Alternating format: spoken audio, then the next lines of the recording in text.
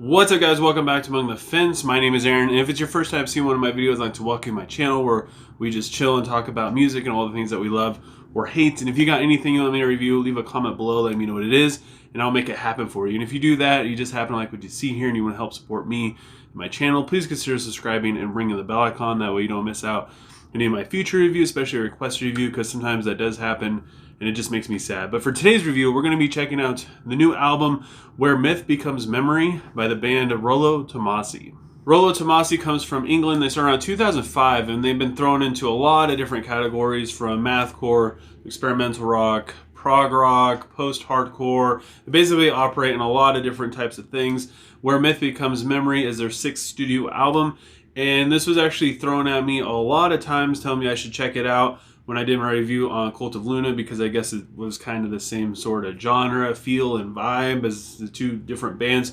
So I decided, hey man, I enjoyed the hell out of Cult of Luna, so I might as well check this band out too. The album starts off with the song Almost Always. It starts out as kind of a slow burn, and then staticky guitars come in with clean vocals from Eva Corman. I believe that's how you pronounce her name. And she does the clean vocals and the distorted vocals, and I'll talk about my opinions on both of those a little bit later. And then everything in the song cuts out, leaves a very calming piano interlude that builds into a very powerful chorus with pounding drums, and it just makes you feel like you're in this dreamlike kind of state. And then after that, it goes directly into the next song, Cloaked. It comes in with very in-your-face drums, a heavy riff, and very thick atmosphere. And then the growls come in, amping up the energy and changing the whole mood of the song. It's countered, though, with a clean chorus with clean vocals, and then the bridge comes in. It's very smooth with a synthetic 80s beat kind of thing going on. And then drums and the guitar come in the second time around, just amping the song up as it finishes off. Then we have the song Mutual Ruins. It has a very strong drums, a powerful guitar riff, and one single note being played over and over again on a keyboard. It all sets the foundation for these snarling vocals, and it's actually brilliant the way how they pieced it all together. Then it transitions into a proggy riff, back to a calming atmosphere, and then back to the main riff, and it has a very peaceful chorus. This song just has so many transitions.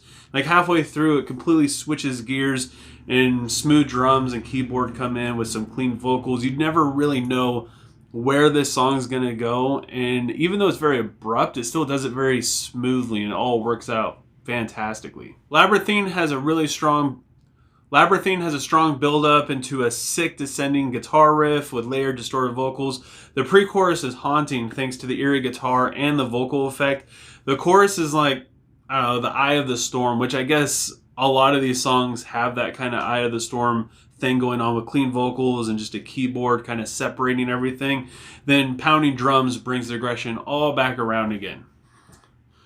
The song Closer has a peaceful intro and an uplifting atmosphere as the vocals and the springy kind of guitar come in. The lyrics are vulnerable and heartfelt. This is a very just good, calming song. It's a good middle ground. It creates like this sort of valley effect where it separates the first half of the album from the second half. And it, like I said, it just creates this little dip before it goes up directly into the next song, Drip, which has a very uncomfortable intro, and it builds up into this explosion of chaos, and it keeps driving forward. It becomes more and more aggressive till everything cuts out, and a clean guitar passage and dreamy vocals come in. There's a fantastic interlude with a distorted guitar and keyboard being played before jumping right back into the fiery pit that the rest of this song is. Prescience doesn't waste any time. It jumps right in the heat with growling vocals and a very beautiful dissonant guitar riff. The rhythm is full of gallops and it just charges right on without holding anything back. The chorus is epic thanks to a really delicate piano passage and the melody being played behind big guitar chords. Then the bridge has a clean guitar riff to it, or a clean guitar arpeggiated thing going on. But right when you start to think that you figured this band out and you're expecting to get some clean vocals, you get distorted vocals, and it throws you all off. Does a great job of switching up their sound and doing something a little bit different. Then we have the song Stumbling, which is basically the exact opposite. It's very pretty yet creepy at the same time with the clean vocals and the piano playing. It reminds me a lot of something from, I don't know, like Nightmare Before Christmas. It's very delicate and very gentle, but at the same time, like I said, it's also creepy. To Resist Forgetting comes charging in with a lot of aggression and this haunting atmosphere. Then it transitions very smoothly into Again, like this Eye of the Storm thing with clean singing and a very clean guitar tone. It doesn't hesitate to come back with the aggression it once had, just a lot angrier than it was before. The cadence in this song is fantastic. And like I said before, just like when you think you figured this band out and you figured their formula out, and you're kind of expecting some clean female vocals to come in the outro, nope, you get clean male vocals, this time from the keyboard player, while you're still getting distorted vocals accented throughout. And it just, the music just plows on through. It's just so great. I love when a band isn't afraid to step out of their norm, especially when it's something like this where they're mixing things up and they have different genres going on and they have all these different abilities and they know how to use them. The album closes off with the End to Eternity. It's got Calming Cleans and a glitter. The album closes off with the song Into Eternity. It's got Calming Cleans and kind of a glimmering guitar passage. It's full of resolve. The drums come in, adding a little bit more structure and making the song pick up the pace quite a bit. The chorus is absolutely beautiful. It's got big guitar chords, and this time the tempo slows down, making the emotion really thick. And the bridge has distorted vocals, but it doesn't really take away from that emotion. And it all builds up brilliantly into the outro, and it just ends on just this very dramatic, theatrical kind of feel. I enjoyed this album so much. The songwriting is incredible, as is the storytelling.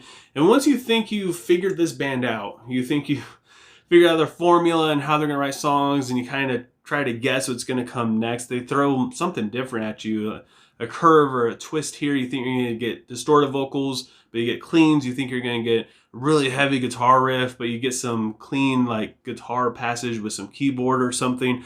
And not only that, but the guitar tone and the riffs that are used are very strategic. Like everybody in this band is so talented and they have so many weapons at their disposal. Like the keyboard lays down some fantastic melodies throughout these songs, but it isn't overdone. It's not something where it's like, okay, yep, there's the keyboard again. And then there's guitar riffs that are sprinkled throughout that are just really sick, but it's not overdone. So it doesn't feel like you're listening to the same thing over and over again. You got clean singing from female and you got distorted vocals from her as well. And then you have clean singing from the keyboard player.